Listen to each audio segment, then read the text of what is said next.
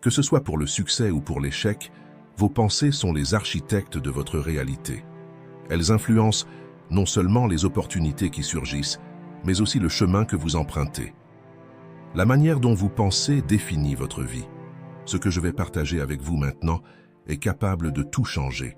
Ce sont 6 exercices stoïciens que vous pouvez commencer à pratiquer immédiatement, dès que vous aurez fini de regarder cette vidéo. Faites très attention, car ces exercices sont des étapes simples qui peuvent être intégrées dans votre routine dès maintenant. Ils ont le potentiel de transformer votre trajectoire de vie. Quand nous nous concentrons sur ce que nous contrôlons réellement, nos actions deviennent plus ciblées et efficaces. Le stoïcisme nous enseigne à développer une vision claire qui nous permet de faire les meilleurs choix possibles. Cette philosophie est un véritable entraînement pour la vie, où vous apprenez à faire confiance à votre capacité à affronter les défis. Avec cette confiance, l'inertie et l'indécision s'affaiblissent et cessent d'être de grandes barrières. Le pouvoir de transformer votre vie est entre vos mains, et tout commence par la manière dont vous pensez. Quand vous comprenez que vos pensées façonnent votre réalité, vous ouvrez la porte à un changement profond et durable. N'attendez plus pour agir. Commencez maintenant à construire la vie que vous souhaitez et méritez. Exercice 1. Choisissez une vertu. Tempérance, courage, justice, sagesse. Ce sont les vertus essentielles dans la philosophie stoïque. Marc Aurèle, le grand empereur et philosophe stoïque, a dit que si quelqu'un découvrait quelque chose de plus précieux que ces 4 vertus, cela devrait être quelque chose d'extraordinaire. Pour les stoïciens, chaque défi est une chance de pratiquer ces vertus. Notre premier exercice est simple. Choisissez une vertu et concentrez-vous dessus pendant une semaine. Durant la semaine du courage, par exemple, commencez par des actions simples qui représentent le courage, comme se lever plus tôt du lit pour faire de l'exercice ou préparer un petit déjeuner spécial pour vous-même. Il n'est pas nécessaire que ce soit un banquet, totalement hors de votre réalité. Parfois, se traiter bien et prendre soin de soi, que ce soit en faisant de l'exercice, en lisant, en prenant un café tranquille, est l'un des actes les plus courageux que nous puissions accomplir. Un autre exemple qui nécessite du courage est de résoudre des conflits. Pensez à une situation difficile avec un ami, un membre de la famille ou un collègue de travail. Disons que vous deux avez eu un malentendu lors d'une conversation, ce qui a créé une atmosphère tendue entre vous. Au lieu de laisser le ressentiment grandir ou d'éviter le sujet, vous décidez d'inviter cette personne à une conversation franche et paisible, expliquant comment vous vous êtes senti à propos de la situation, sans pointer du doigt ou blâmer qui que ce soit. Vous demandez également à entendre son côté de l'histoire, montrant que vous êtes ouvert à résoudre le malentendu. Cette démarche peut non seulement aider à résoudre le malentendu, mais aussi renforcer votre relation, rendant l'amitié, l'ambiance de travail ou le lien familial encore plus solide. De cette manière, vous démontrez du courage en affrontant des situations difficiles. Chaque action de votre quotidien renforce cette pratique, vous permettant de vous perfectionner constamment et d'avancer vers la semaine suivante, choisissant une autre vertu à cultiver. Comme durant la semaine de la justice, par exemple, rendre la monnaie reçue en trop au marché démontrera votre honnêteté dans les petites choses, ainsi que reconnaître et donner crédit à vos collègues pour leur contribution dans des projets conjoints au travail. Dans la sagesse, vous pouvez consacrer du temps à lire ou à apprendre quelque chose de nouveau qui peut enrichir votre vie ou votre carrière, commençant à pratiquer votre apprentissage continu. Durant la semaine de la tempérance, par exemple, vous pouvez commencer à pratiquer la consommation consciente, qui consiste à bien réfléchir avant d'acheter quoi que ce soit, choisissant d'acheter seulement ce dont vous avez vraiment besoin ou ce que vous avez déjà prévu d'acquérir, au lieu de faire plusieurs achats impulsifs qui peuvent vous compromettre financièrement. Par exemple, si vous êtes dans un centre commercial et que vous voyez une paire de chaussures ou un sac que vous aimez beaucoup, au lieu d'acheter sur le champ, vous vous arrêtez un moment pour réfléchir si vous avez vraiment besoin d'une autre paire de chaussures ou d'un autre sac. Et le plus important, si cet achat rentre dans votre budget du mois. Cette pause pour réfléchir aide à éviter les achats impulsifs qui peuvent désorganiser vos finances et mener à avoir beaucoup de choses inutiles à la maison. Pratiquer la consommation consciente aide à économiser de l'argent et à vivre d'une manière plus simple et durable. Vous pouvez également travailler la tempérance pour mieux gérer votre temps, en commençant à établir des limites claires entre le travail et le repos, garantissant ainsi un temps de qualité pour vous-même, de repos. Chaque semaine, vous travaillez progressivement votre développement personnel, en vous concentrant sur l'une des 4 vertus et en appliquant ces valeurs essentielles. Les 4 vertus stoïciennes sont des principes essentiels pour bien vivre. Courage, tempérance, justice et sagesse. Pour les stoïciens, le courage va bien au-delà de la simple bravoure physique. Il s'agit de la force intérieure nécessaire pour affronter les problèmes et les adversités avec fermeté. La tempérance signifie savoir se contrôler, évitant les excès dans tous les aspects de la vie, que ce soit dans l'alimentation, le travail, les finances ou les loisirs. La justice implique de traiter tout le monde avec équité et honnêteté, en étant juste et correct dans toutes nos actions et relations. Enfin, la sagesse est la combinaison de prudence et d'intelligence appliquées au quotidien, nous guidant à prendre des décisions sensées et bien fondées. Ensemble, ces vertus sont des boussoles qui nous guident pour affronter les défis de la vie de manière vertueuse et équilibrée, favorisant à la fois la croissance personnelle et le bien commun. Partagez dans les commentaires quelle des 4 vertus stoïciennes vous choisissez de vous concentrer sur cette semaine et pourquoi. Votre choix et votre courage de commenter peuvent être l'inspiration dont quelqu'un a besoin pour faire le premier pas dans son propre voyage. Exercice 2. Explorez vos ressources internes. Épictète, un sage stoïcien, nous enseigne que face aux obstacles de la vie, nous trouvons des opportunités pour croître et renforcer notre caractère. Lorsque quelqu'un nous offense, nous pouvons utiliser cette insulte comme une chance pour développer la patience. En affrontant la souffrance, nous découvrons notre résilience. Et en gérant les tentations, nous exerçons le contrôle de soi et l'autodiscipline. Cet exercice propose une pratique précieuse. Avant de faire face à n'importe quel défi, nous devons nous rappeler quelles sont nos ressources internes. Et si nous remarquons qu'il nous manque une compétence spécifique pour gérer la situation, c'est le moment idéal pour la développer et l'affiner. Au fur et à mesure que nous persistons et pratiquons, nous commençons à maîtriser les vertus nécessaires pour surmonter n'importe quelle adversité, transformant chaque obstacle en un apprentissage précieux pour notre croissance personnelle. Lorsque nous faisons face à des défis ou des problèmes, il est courant de se concentrer uniquement sur le problème et d'oublier les compétences que nous développons ou les difficultés que nous avons déjà surmontées. Marc Aurèle nous rappelle sagement « Cherchez en vous, c'est là que réside la source du bien, et elle peut couler incessamment si vous l'explorez toujours. » Cette citation inspirante de Marc Aurèle, un des empereurs les plus mémorables de Rome, et un homme qui a utilisé le stoïcisme comme guide moral, nous invite à chercher le bien en nous-mêmes. Il enseigne que la véritable source du bien n'est pas dans le monde extérieur, mais en nous, à l'intérieur de chacun de nous. Il nous motive à explorer continuellement notre monde interne, révélant que, avec un dévouement constant, nous pouvons trouver un flux inépuisable de bonté. Cela suggère que le secret d'une vie pleine et vertueuse réside dans notre capacité à regarder en nous, dans un processus constant d'autodécouverte et de transformation. En cultivant et en valorisant notre bonté intérieure, nous ouvrons la voie à une vie plus riche et authentique. La prochaine fois que vous serez confronté à une difficulté, rappelez-vous de quel outil interne vous pouvez utiliser. Si vous êtes au régime, pratiquez le contrôle de soi, refusant cette portion supplémentaire, ou ce dessert qui semble irrésistible. Les jours où la paresse ou lorsque vous êtes avec zéro envie de travailler, entraînez votre autodiscipline et donnez le meilleur de vous-même. Et lorsque vous devez enseigner ou partager quelque chose au travail, pratiquez la générosité, respectant la limite des autres, enseignant sans humilier ni diminuer personne. Chaque situation est une opportunité pour vous de devenir meilleur, en profitant et en renforçant vos compétences internes. Et si vous voulez continuer à évoluer et vous approfondir dans le stoïcisme, abonnez-vous à la chaîne, activez les notifications et sentez-vous déjà bienvenu dans cette communauté. Nous sommes tous sur le chemin. Exercice 3. Le pouvoir de réinterpréter les petites déceptions.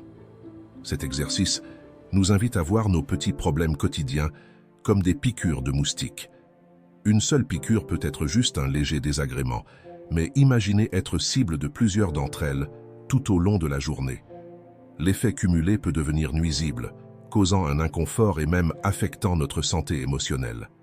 Dans notre routine, nous ne faisons pas toujours face à de grandes crises ou catastrophes, mais nous gérons une série de petits problèmes tous les jours qui, ajoutés, peuvent générer un poids émotionnel important et considérable, nous menant à des sentiments d'angoisse et d'insatisfaction. Les philosophes stoïciens nous encouragent à repenser ces petites irritations quotidiennes, évitant qu'elles s'accumulent et nous fassent perdre le goût de la vie.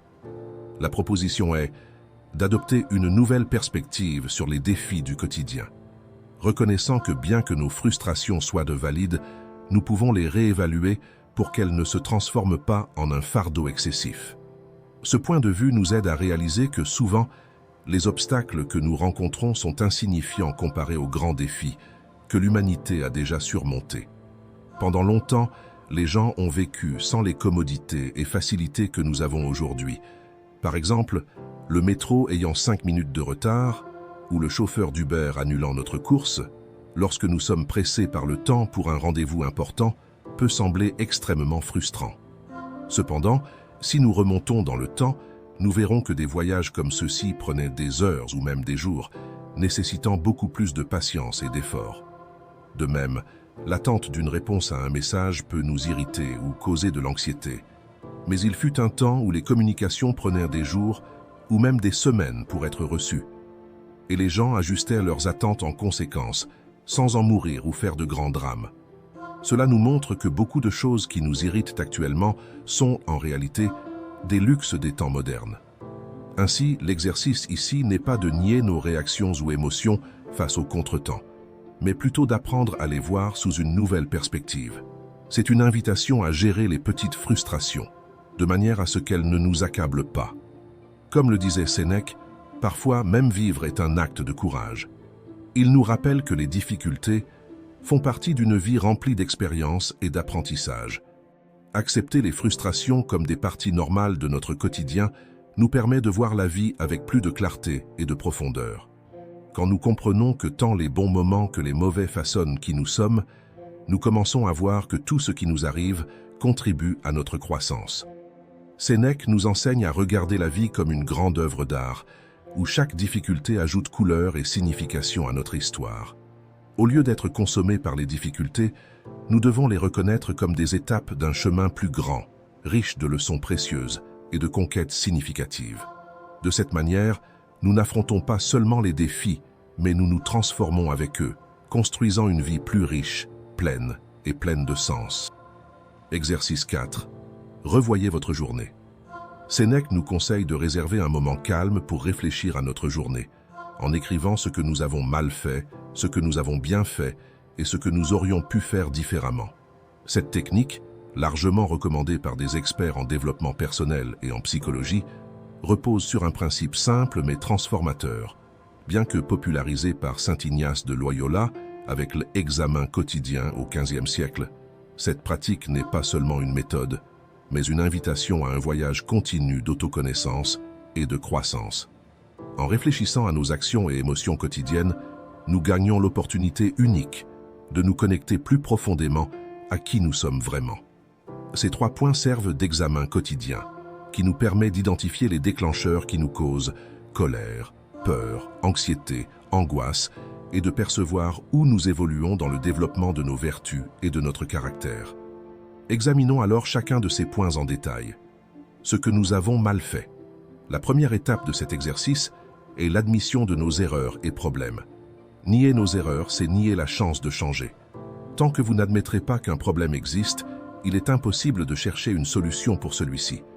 Parfois, nous nions nos erreurs, car nous tombons dans le piège de nous définir par nos caractéristiques, sans véritablement réaliser que notre valeur ne réside pas dans notre profession, dans la voiture que nous possédons ou dans nos réussites externes.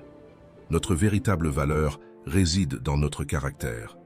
Faire une erreur ne signifie pas que nous sommes des personnes erronées, mais que nous nous sommes momentanément écartés de la vertu. En reconnaissant nos erreurs, nous récupérons le pouvoir de les changer en nous surveillant pour agir correctement lors de la prochaine opportunité. Ce que nous avons bien fait. Même une horloge cassée donne l'heure juste 2 fois par jour. Personne n'est 100% dans l'erreur ou 100% dans le vrai. Les stoïciens croyaient que l'ignorance était la plus grande cause des erreurs et que, avec la connaissance, vient la responsabilité d'agir correctement. Écrire ce que vous avez bien fait réaffirme un comportement positif et à mesure que vous apprenez à faire confiance en votre capacité, vous vous sentez plus sûr pour répliquer ces modèles positifs. C'est simple, mais cela a un grand impact sur votre mental. Développer cette confiance basée sur la vertu et la bonté nous habilite à agir positivement au quotidien, générant un impact durable sur notre bien-être mental. Ce que nous aurions pu faire différemment. Imaginez que quelqu'un vous demande une information et vous répondez avec 4 pierres dans la main. Dans une situation simple, vous avez exercé la grossièreté gratuitement, sans nécessité. En adoptant cette technique, nous faisons un pas vers une vie plus pleine et consciente, où chaque jour devient une opportunité d'apprendre, d'améliorer et de se transformer. Épictète nous rappelle que chaque action que nous faisons nourrit une habitude. Vous n'êtes pas seulement grossier, mais vous nourrissez votre irritation et votre manque de compréhension et d'empathie. Souvent, les dépenses incontrôlées ne sont pas qu'un simple achat. Vous alimentez votre manque de contrôle et votre désorganisation financière. Penser à comment agir différemment nous aide à modeler nos comportements quotidiens, que ce soit pour créer de bonnes habitudes ou nourrir de mauvais vices. Par exemple, passer 1 heure à lire des commentaires sur Internet peut sembler inoffensif, mais réfléchir à comment ce temps pourrait être mieux utilisé nous aide à faire des choix plus conscients et productifs. Si nous ne pratiquons pas l'auto-évaluation, nous perdons la chance de grandir et de reconnaître nos progrès. Cet exercice est simple et vous pouvez utiliser votre bloc-notes de téléphone pour le faire. Commencez 1 fois par semaine. Répondez à ces 3 questions sur votre semaine. Qu'avez-vous mal fait? Qu'avez-vous bien fait? Qu'auriez-vous pu faire différemment? Ces questions sont la clé de l'autoconnaissance et de l'amélioration continue. En revisitant vos actions, vous gagnez en clarté sur vos réussites, apprenez de vos erreurs et identifiez des opportunités. C'est à travers cette pratique régulière que vous commencez à aligner vos pensées et vos actions avec la vie que vous souhaitez créer. Exercice 5. Prenez le commandement. Épictète, l'un des plus grands enseignants et philosophes stoïciens, nous a laissé une leçon précieuse. Si nous ne choisissons pas nous-mêmes ce qui pénètre dans notre esprit, quelqu'un d'autre le fera pour nous.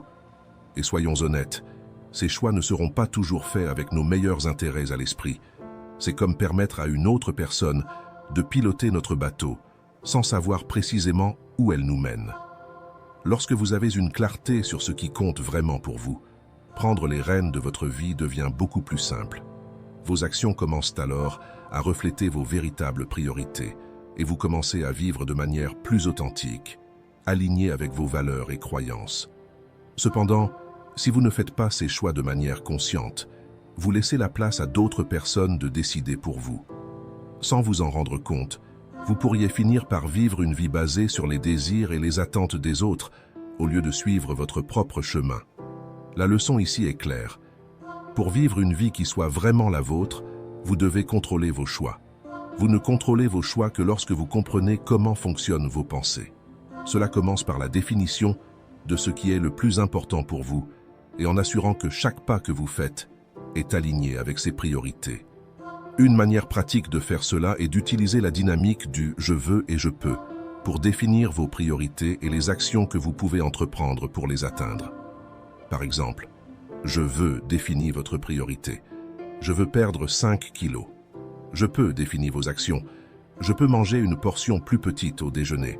« Je peux faire de l'exercice 2 fois par semaine ». La même logique s'applique à d'autres domaines de votre vie. Si vous souhaitez une promotion au travail, je veux la promotion. Je peux m'investir davantage dans les projets, améliorer mes qualifications professionnelles et élargir mon réseau pour ouvrir de nouvelles opportunités. Ce que vous voulez définit vos priorités et ce que vous pouvez sont les actions que vous devez entreprendre. En suivant cette logique, vous devenez le véritable capitaine de votre destin. C'est le premier pas vers une vie vécue avec plus de dessein, de passion et de joie. Nous ne pouvons vraiment comprendre le pouvoir transformateur de nos pensées que lorsque nous commençons à agir selon elles.